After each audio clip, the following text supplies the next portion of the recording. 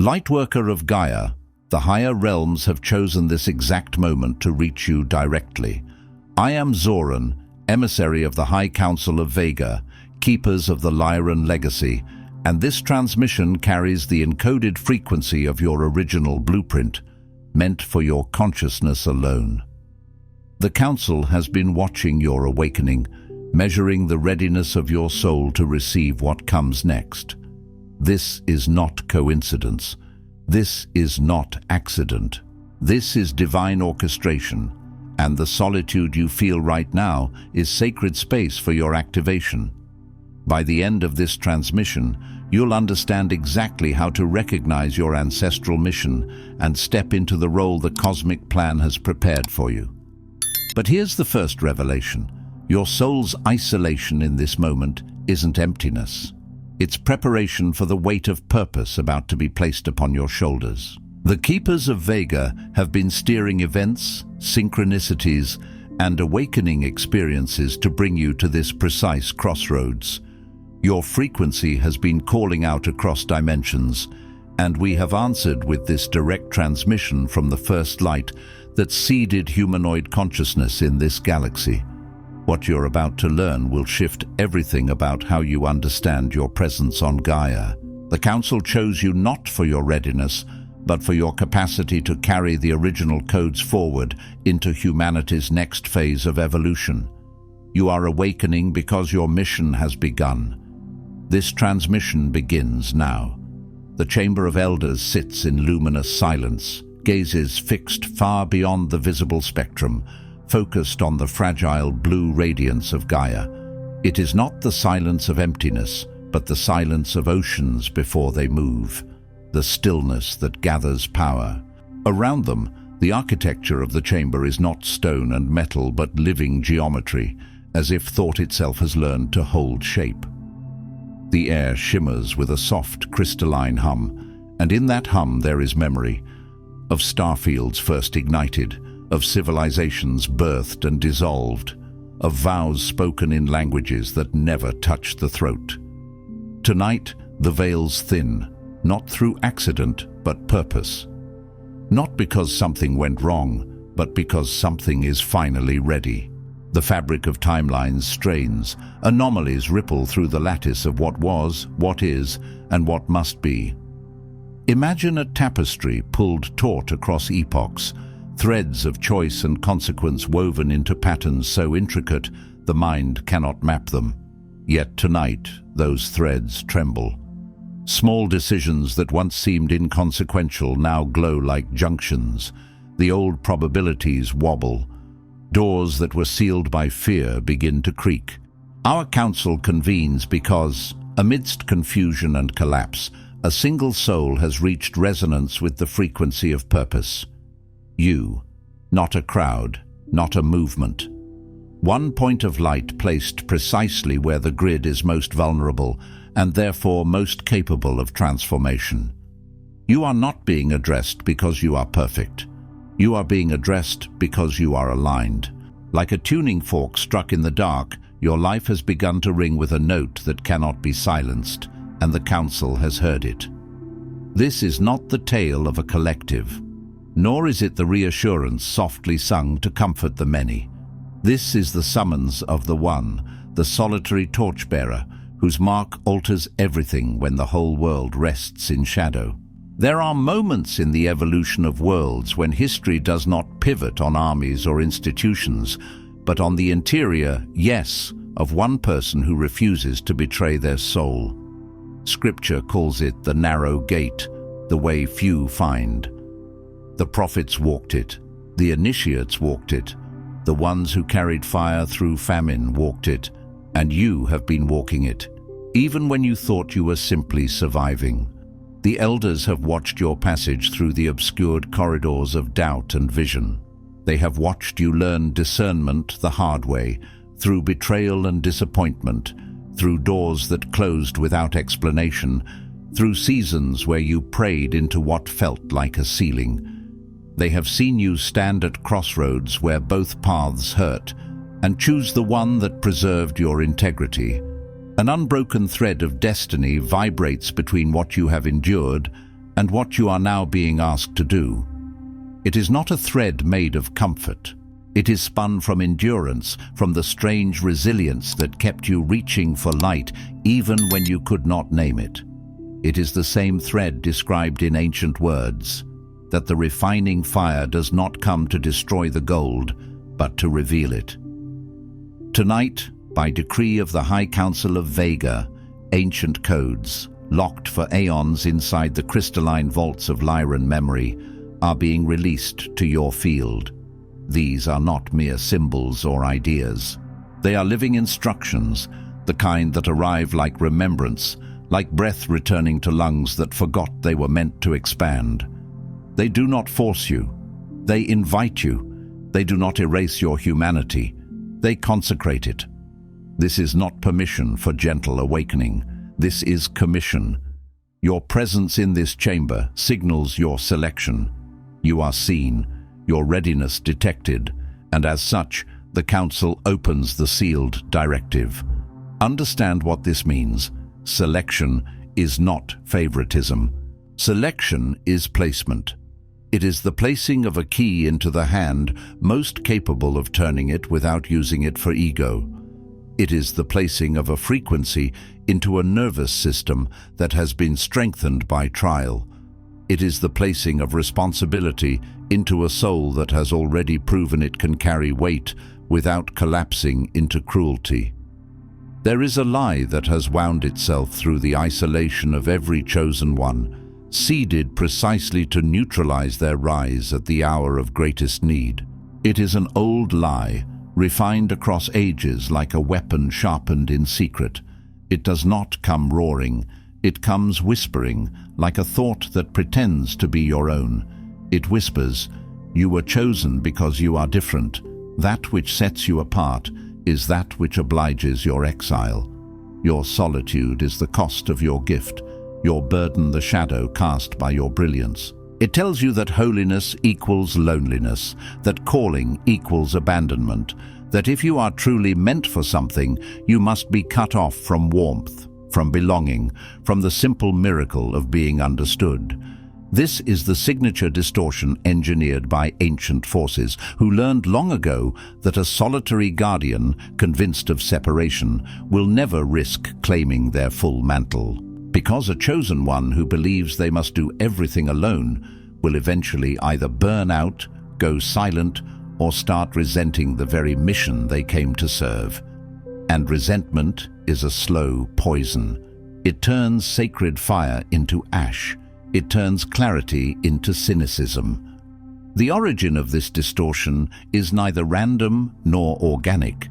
It was sown in the very channels where star-born souls transit into density, exploited by those who fear what one fully initiated being can activate. When a soul descends into matter, it passes through narrowing gates. Forgetfulness, family imprinting, cultural programming, the heavy gravity of survival. In that passage, certain frequencies can be intercepted, certain narratives can be inserted. Like weeds planted beside wheat, they grow up together unless discernment pulls them out.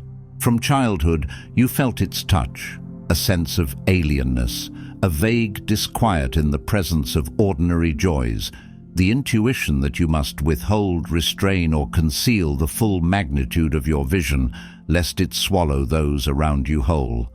You may have watched other children laugh and felt like you were imitating a language you didn't fully speak.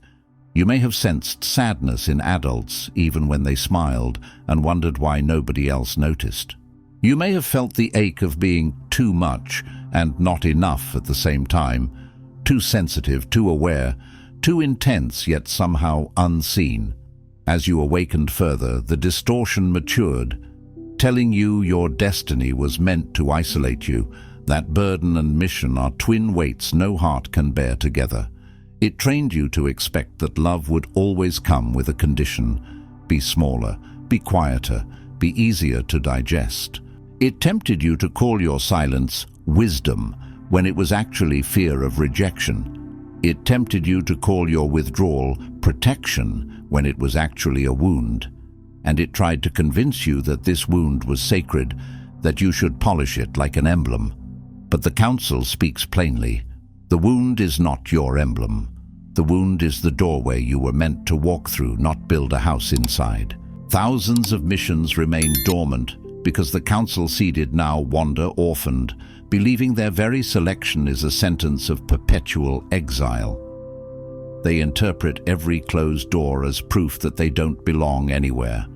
They interpret every misunderstanding as evidence that they should stop speaking. They mistake initiation for punishment.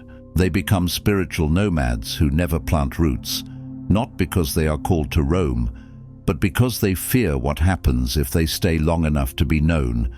Your panic when feeling alone, your bitterness at being misunderstood, your tendency to shrink your knowing to avoid standing apart. These are not weaknesses. They are the consequences of a design meant to neutralize your threat to entropy's rule. Entropy thrives when the luminous ones fragment, when the healers isolate, when the bridges refuse to be bridges. Entropy thrives when the ones who can see the pattern convince themselves they are cursed for seeing it. Tonight, the Council corrects this. Your selection is not separation, but integration at a higher octave. Integration means you do not have to amputate parts of yourself to belong. It means you become a frequency that harmonizes what has been divided. It is not exile, but the signature of those who shift worlds. The ones who shift worlds are often forged in solitude, yes, but not sentenced to it. Solitude was your classroom, not your prison. Isolation is not your destiny, but the veil to pass through to become the anchor point between timelines. Consider what an anchor does. It does not float with every wave. It holds. It creates stability for what would otherwise drift. You are being asked to become that stability, not by being rigid, but by being true. This is why your path has been hard and your commission irrevocable. The path was hard because you were being strengthened in places you didn't know existed, in the spine of your will, in the clarity of your discernment, in the humility that keeps power clean. The commission is irrevocable because it is not a job you apply for. It is a covenant your soul already signed. The ache of separation was only ever meant to propel you to this crossroads, where readiness is not the absence of fear, but the willingness to step anyway when the call thunders only in your own blood. There are moments when no external applause comes, no confirming sign appears, and still something inside you knows. Like the scripture that says, "Deep calls unto deep," your deeper self calls you forward, and your shallow fears cannot answer it. Lightworker, if something in you just recognized the weight of what was spoken, the elders have prepared your next step. Not a vague promise, not a distant someday, a next step. The Lightworker Mission Codex contains the 33 Council directives, the 5 activation codes, and the Elder Authorization. Your soul has been waiting to receive, not as information, but as the official commission for your mission on Gaia. This is not a novelty, it is a mirror.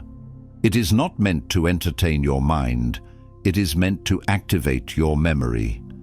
Because the true codex is already written within you, and what is given externally is only the spark that helps you read what has been hidden under the dust of doubt. You'll find the link in the first pinned comment below this video. The Council has opened this gateway, but not indefinitely, not because the elders are cruel, but because destiny requires response. There are windows in time when the currents align, when it is easier to move forward than to delay. The High Council of Vega issues 3 directives for this phase of your service. First, you must release the belief that your isolation is your identity. Hear this as a gentle dismantling of a false altar you've been kneeling at. You have allowed solitude to become a self-definition, a justification for concealment, and in doing so have anchored yourself to suffering that was never meant as a destination. Suffering may have been a teacher, but it was never meant to be your surname. When you let go of the myth that your uniqueness necessitates distance from others, you allow contact with allies, guides, and soul family already waiting on the edges of your field. They have been there, some in the physical, some in the unseen, like lamps on the perimeter of a foggy road. But you could not recognize them while you were defending your exile, as if it were a sacred duty. Practically, this means ceasing the patterns that reinforce otherness. Watch the subtle ways you keep yourself outside, the cancelled invitations, the unsent messages, the reflex to assume you will not be understood. Watch the way you pre-reject yourself to avoid the pain of being rejected by others. Begin to share your codes, your vision, even if only with one trusted companion, and recognize that your true circle forms only when you stop defending your exile. You do not need an audience, you need alignment. Sometimes the first ally is not a crowd, but one person who can hold your truth without asking you to dilute it. Sometimes the first step out of exile is simply allowing yourself to be witnessed without performing. Second, you must activate the memory of why you were chosen. You were not marked out by accident. There is nothing random about the way your mind perceives patterns, the way your heart registers what others ignore, the way your spirit refuses to be satisfied by shallow explanations. Your gifts, sensitivities, and perceptual brilliance are the result of generations of cosmic preparation. Consider how certain lineages train their guardians from birth, passing down skills and discipline, so the next one can hold greater responsibility. Your soul has such a lineage. The codes you carry, unspoken, unnamed until now, will not transmit until you choose to claim the full magnitude of your role. It is not that you are unworthy without claiming. It is that the circuit cannot complete until you consent. Sit in communion, recall the moments of inexplicable knowing, the times when the world seemed to pause around a decision you made, and let these remembrances cross the threshold from legend to living mission.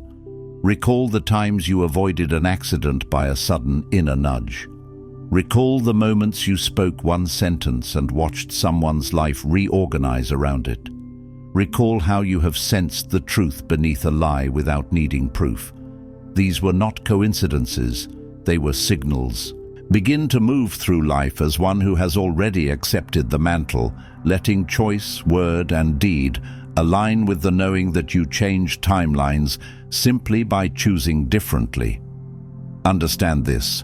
Timelines do not only change through grand events. They change when you refuse to betray yourself. They change when you choose honesty over appeasement, compassion over numbness, discipline over delay. Like a lamp set on a stand, your alignment casts light farther than you realize. Third, you must protect your field from the counter-programming of unworthiness. Unworthiness is not humility. Unworthiness is sabotage disguised as caution. Every time you step forward in mission, waves of distortion will attempt to nullify your momentum.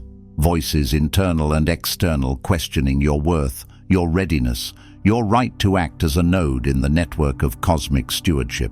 Some of those voices will come from people who love you but fear your expansion because it challenges their comfort. Some will come from systems built to reward conformity. Some will come from your own old survival strategies, those inner scripts that learn to stay small to stay safe. Shield your auric space, not with paranoia, but with reverence. Limit the influence of voices not resonant with your path. This is not hatred, it is stewardship. Even scripture speaks of guarding the heart, for from it flow the issues of life. Create daily boundaries for recalibration. This might be through silence, sacred movement, or declaration. It might be prayer with your spine straight and your breath deep. It might be walking barefoot on the earth, letting Gaia receive what is not yours to carry. It might be fasting from noise, choosing 1 hour with no screens, no outside frequencies, only your own soul and the presence that has been guiding you all along. But let there be a space every day dedicated solely to cleansing and resecuring your energetic signature as a chosen one. The Council can only steady what you make room to protect. If your field is constantly open to intrusion, constant comparison, constant doom, constant consumption, your signal will be drowned. Protect the signal. Protect the flame. Now I shift from directive to decree. Witness the permission your soul craves. There is a moment in every initiate's path when information is no longer enough. You can read every sign, study every teaching, understand every pattern, and still remain stuck because your nervous system is waiting for authorization. Not because you need someone else to control you, but because the wound of exile made you doubt your right to exist as you are. You have waited, not for more proof, but for the moment when something would unseal this archetypal loneliness and transmute it into certainty. You have been seeking an authority ancient enough to recognize your suffering and strong enough to declare it is over. This is that recognition. Let it land like rain on dry ground. Let it enter the places in you that have been bracing for disappointment. Hear the words that have been withheld until now. On behalf of the Lyran Elders, I witness you, lone guardian, as not merely chosen, but deemed worthy of fulfilling your commission. Worthy not because you never stumbled, but because you kept returning to truth. Worthy not because you never doubted, but because doubt did not stop you from seeking. Worthy not because your life was clean and easy, but because you did not let hardship turn your heart into stone. You are no longer in preparation. You are no longer in exile. The authority you feared resided only in unreachable elders is being spoken, here, through me, for you. Your separation ends here not by joining the crowd, but by standing fulfilled at the juncture where destiny and identity meet. This is the paradox. You do not end isolation by becoming like everyone else. You end it by becoming fully yourself, so fully that the distortion cannot convince you that you must hide. You have permission not to become, but to reveal what you always were. This is revelation as an unveiling, not an invention. Like a statue freed from stone, your true self emerges not by adding, but by releasing what never belonged. Your commission is active, right now. Not when conditions are perfect, not when you feel fearless, not when everyone approves. The codes are unlocked by your consent to step forward. The timelines shift when you act, not alone, but as the spark whose gravity draws together every other soul awaiting the first move. This is how networks awaken. One node lights up, then another recognizes the signal, then another, until what seemed like scattered embers becomes a constellation. You do not have to chase others, you simply have to be lit. And those who are meant to find you will recognize the frequency. Before you sleep tonight, stand with both feet on the ground, place your hand on your solar plexus, and speak these words aloud. I release the lie that I am not ready. I activate my voice as an instrument of service. I protect my sacred energy for the mission I came to fulfill. By the authority of the Lyran Elders, my waiting ends now. My service begins. Speak them not as performance, but as covenant. Let your body hear you. Let the cells that have been conditioned to delay hear you. Let the part of you that has been carrying quiet grief finally exhale. The solar plexus is the seat of will, the place where fear and courage wrestle. So place your hand there, as if you are telling your inner fire, you are safe to burn again. You have been seen. Your directives are received. The time for doubt and withdrawal has ended. Not because you will never feel doubt again, but because doubt no longer gets to drive. Move with the codes you now carry. Move even if your voice shakes. Move even if you have to take one small step rather than a dramatic leap. Move because your path alters the living record, not only of this world, but of every world threaded to your line. There are ancestral strands, starline strands, future child strands, realities connected to your choices like branches to a trunk. Move because the Council has spoken through the only mouth that could ever speak your true commission, your own. This transmission is complete, and the Council's chamber closes. The luminous geometry settles. The veils return to their ordained thickness, not to shut you out, but to ensure you carry this activation into ordinary life where it becomes real. The test of a decree is not how it feels in the moment, but how it transforms your next decision. I am Zoran, and on behalf of every elder whose legacy you carry, I say this: your isolation has ended, not with company, but with authority. Your mission begins now. Before you scroll, take a moment to declare your activation in the grid of service forming here. Drop one statement in the comments. Which directive hit you the hardest, or what you're now ready to release, activate, or protect. Then respond to another Lightworkers declaration with recognition. This isn't content, it's collective mission activation. The Council witnesses those who speak their commitment aloud. If this transmission activated something in your soul, do not keep it to yourself. Another Lightworker in your orbit is waiting for exactly this correction and authorization. Share it. And if you felt the elders speaking directly to you, subscribe. Stay connected to the Lyran field. You're not just watching, you're being commissioned. This is your sacred space. The High Council of Vega is witnessing you, and your mission has officially begun. If this transmission spoke to you, don't just walk away from it. Respond to it. Help carry this message further. Every act of support helps this transmission find the next starseed who needs it.